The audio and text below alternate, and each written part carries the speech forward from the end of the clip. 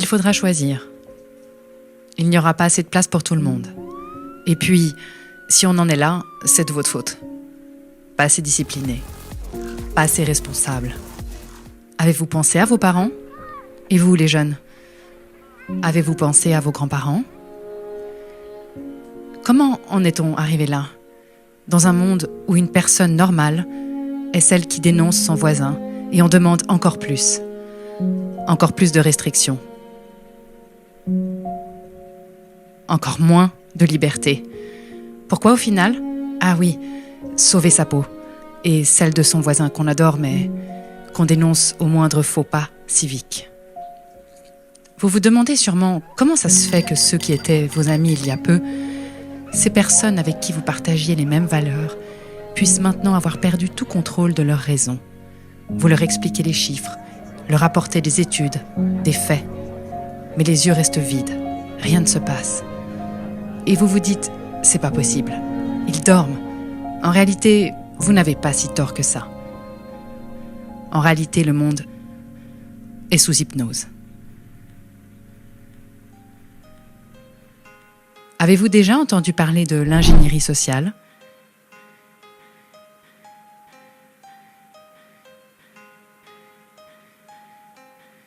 De la fabrique du consentement? Je vais aller droit au but aujourd'hui. J'ai une question pour vous. Pensez-vous que ceux qui vous dirigent souhaitent votre bien? Pensez-vous qu'il serait possible qu'ils vous connaissent mieux que vous? Avez-vous entendu parler d'Édouard Bernays, neveu du célèbre psychanalyste Sigmund Freud? Édouard Bernays, auteur du célèbre livre Propaganda, sorti en 1928, était aussi le grand-oncle d'une personne que vous connaissez bien. Il s'agit de Mark Randolph, le cofondateur et premier PDG de Netflix. Pour Édouard Bernays, une foule ne peut pas être considérée comme pensante. Elle ne réagit qu'à ses émotions. En 1916, le président Wilson devait sa réélection à une position pacifiste, utilisant le slogan « Grâce à moi, l'Amérique est restée en dehors du conflit européen ».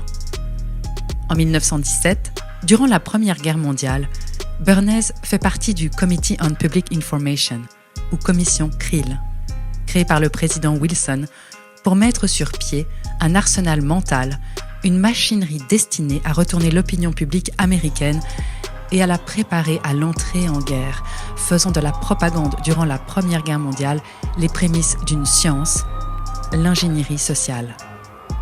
En un an, grâce à toute une série de manipulations basées sur la connaissance de la nature humaine et spécialement des foules, il réussit à opérer un virage à 180 degrés dans l'esprit des gens.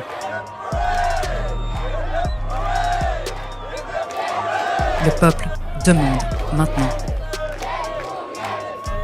la guerre.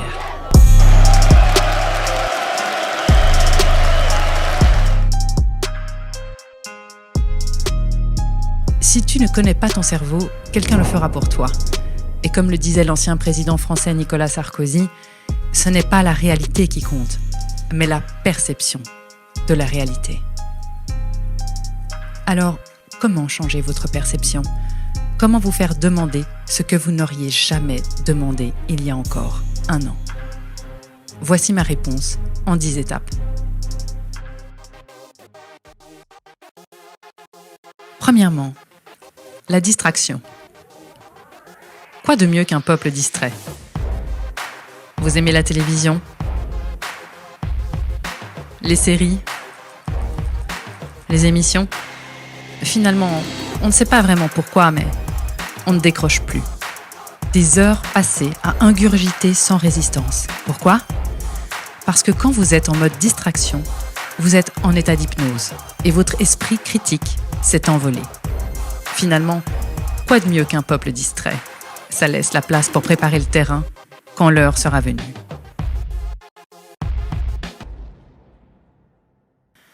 Deuxièmement, créer un problème pour mieux le résoudre. Connaissez-vous Naomi Klein? Elle a écrit La stratégie du choc. Vous voulez un exemple? Rien de plus simple. On laisse monter l'insécurité pour mieux régler le problème. On laisse les choses s'envenimer et si possible, on met un peu d'huile sur le feu. Quoi de mieux qu'un bon gros problème pour arriver ensuite comme un sauveur? Bon, c'est évidemment possible avec une crise économique. Vous saccagez l'économie de votre pays,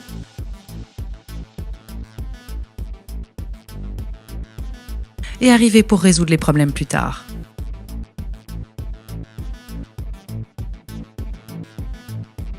Pourquoi pas finalement un revenu universel à 800 € par exemple? On crée la pénurie de travail pour vendre le revenu universel dans l'esprit des gens. Pas mal, non?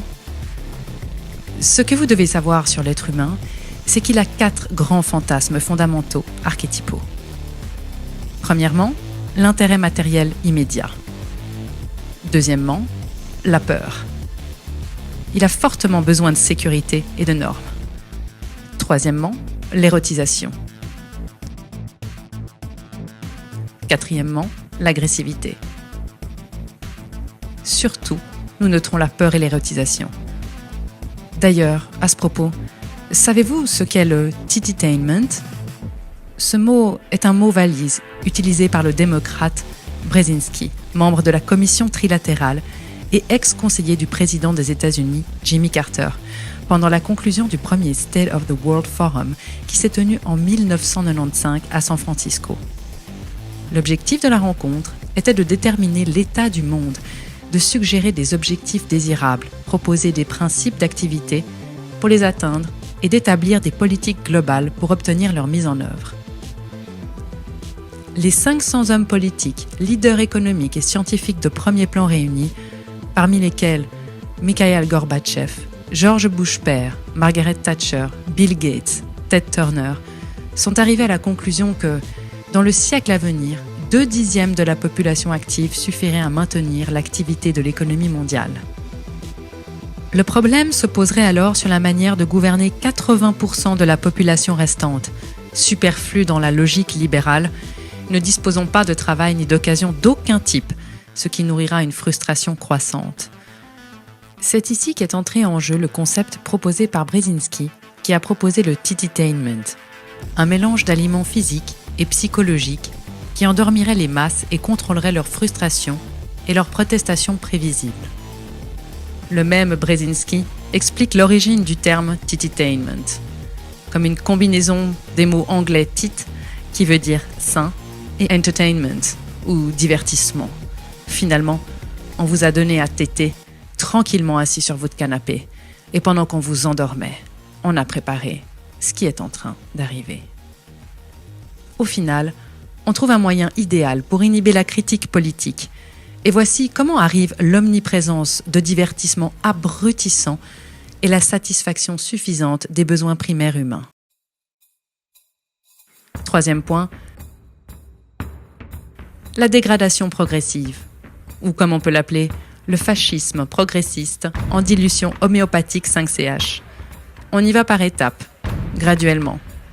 On ne va pas tout vous dire du premier coup, vous trouveriez cela inadmissible. On ne donne pas brutalement l'information, mais on y va petit à petit. Vous souvenez-vous du mois de mars 2020 ?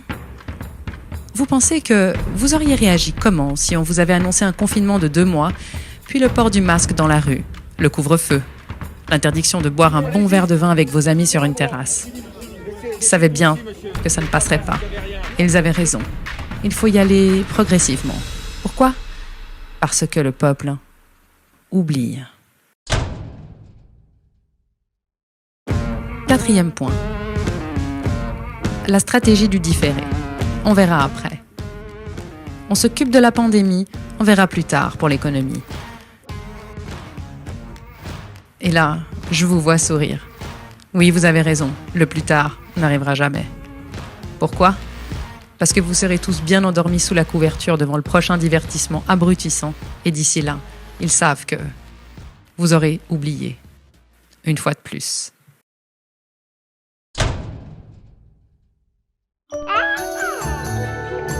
Cinquième point. S'adresser au public comme un enfant en bas âge. Finalement, la rengaine est identique. Le coronavirus est un virus qui s'attrape très facilement. Il fait tousser, éternuer, il fatigue, donne de la fièvre et mal à la tête. Et de ne pas rester trop près des gens, surtout s'ils toussent. Et pour protéger tout le monde, il faut tous rester chez soi. Peu importe le pays. Finalement, c'est de la faute des Français parce qu'ils ne mettent pas leur masque. C'est de la faute des Québécois.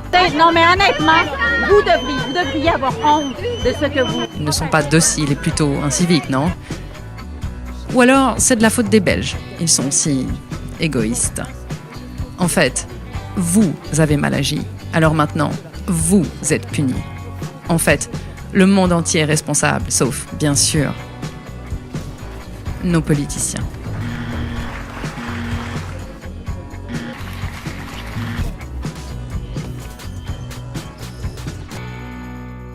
Sixième point. S'adresser à l'émotionnel plutôt qu'à la réflexion. En France, 27 millions de personnes qui fréquentent les salles de sport et environ 200 sont des cas, mais on ferme ces salles de sport. Je vous soumets quand même ces chiffres. 27 millions de passages dans les salles de sport pour 207 cas avérés. Ça vous semble aberrant, non? Pourtant, ça a passé crème, comme diraient certains. Ça a passé tellement bien que certains en demandent même plus. Et maintenant, on parle de manipulation. Vous comprenez de mieux en mieux pourquoi on en est arrivé là. La fabrique du consentement, un concept génial. Il suffit juste d'abattre ses cartes au bon moment et d'être patient.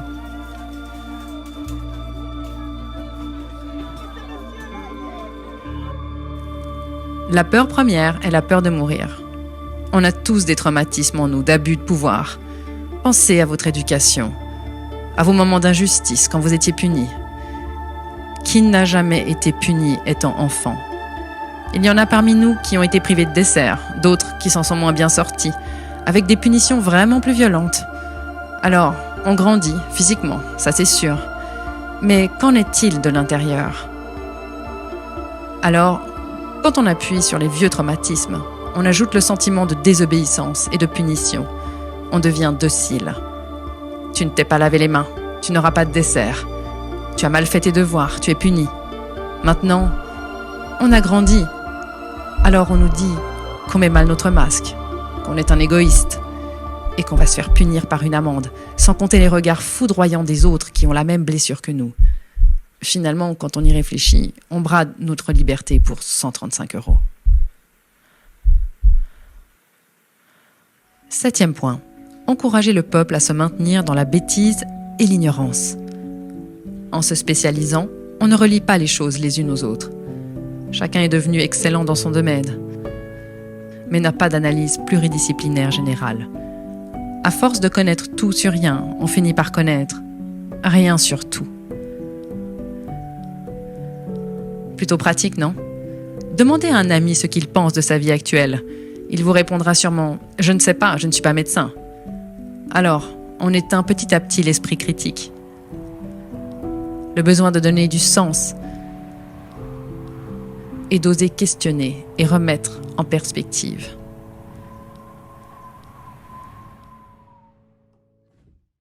Huitième point.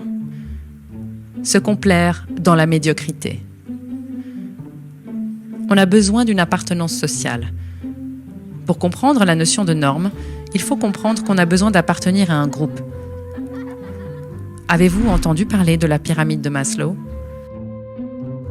Voici l'étage inférieur.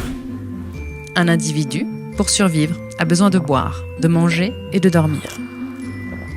Ce sont les besoins physiologiques primaires. Mais oui, la vie ne se réduit pas à ça. À l'étage supérieur, c'est le besoin de sécurité.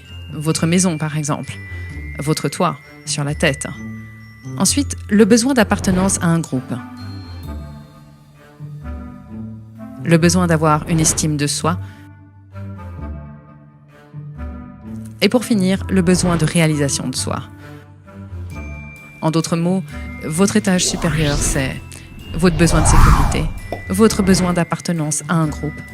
Dommage, le masque met en distanciation. On fait d'un groupe une succession de personnes détachées les unes des autres. Tu ne mets pas de masque, alors tu seras banni du groupe. Le besoin d'avoir une estime de vous. Oui, je sais, c'est pas franchement compatible avec la culpabilisation qu'on vous fait subir depuis des mois. Et pour finir, le besoin de vous réaliser. Ce qui paraît plutôt compromis vu la crise économique actuelle, n'est-ce pas? Rappelez-vous toujours de ceci. Une société prospère permet aux citoyens de réaliser tous ces étages.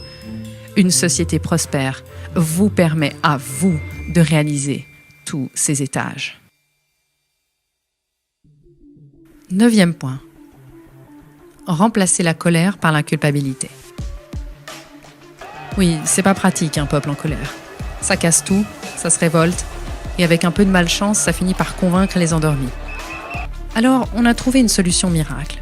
Remplacer la colère par la culpabilité. Finalement, on joue sur la corde sensible. Vous ne seriez pas égoïste à ce point, n'est-ce pas? Pour finir, la règle d'or, celle qui est intemporelle et sans frontières, connaître le peuple mieux que lui-même. La tendance de l'humain est de ne pas vouloir changer ses habitudes. On n'aime pas le changement. Maintenir son intégrité fait partie de la nature humaine. La culture est un ensemble de traditions et d'habitudes transmises de génération en génération. Pour imposer une nouvelle norme, il faut un choc. On jette donc un trouble dans la culture et la tradition. Pro-masque, anti-masque. Ça disloque le groupe et ça permet d'amener de nouvelles façons de vivre rapidement et sans résistance. Comment on fait? Premièrement, envoyer un choc. Un bon gros choc. Ensuite, imposer de nouvelles normes. Convaincre les gens que leurs habitudes ne sont pas bonnes. Mettre un masque pour être un héros social. Oui, je sais, on connaît la taille des masques et on a tous vu la mention « Ne protège pas du Covid-19 » sur les boîtes. Mais n'oubliez pas, la foule ne réagit pas à la raison. Elle réagit à l'émotion. Finalement, sans bonne excuse, comment amener les gens à se distancier et se diviser? Un virus est l'alibi parfait. On ne le voit pas et il permet de justifier une mesure aberrante pour le contrôle social. Oui, vous pouvez voir l'horizon se profiler maintenant. Nous sommes en dictature sanitaire. Mais d'ici peu, vous pourrez enlever le mot « sanitaire ». Comme le disait bien Edward Bernays, gouverner de façon invisible et convaincre le bien fondé des mesures que la population n'aurait jamais acceptées si tout allait bien.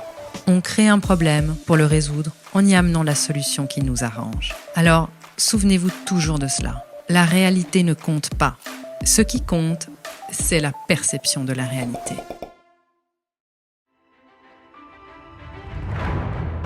On fait des débats d'opinion, mais au final, qu'est-ce qui repose réellement sur des faits? On croit, mais qui vérifie? La science ne ressort pas du domaine de la foi. Pourtant, la plupart d'entre nous croient et ne vérifient pas. On adhère à un scénario, mais où est la réalité? Alors on vous distrait et on vous fait regarder à gauche quand on vous attaque à droite. Faites un arrêt sur image, une pause dans votre bruit intérieur et pensez à Jean-Paul Sartre pendant la Seconde Guerre mondiale qui a osé prononcer ces mots. On n'a jamais été aussi libre que sous l'occupation. Parce qu'il y avait un ennemi, il fallait se positionner, quelle que soit sa position. On ne se positionne jamais pendant l'âge d'or de la démocratie, mais quand on la perd. Alors partagez cette vidéo si vous pensez que nous vivons une opportunité, celle de nous positionner enfin, celle d'affirmer qui nous sommes et non qui il souhaiterait que nous soyons.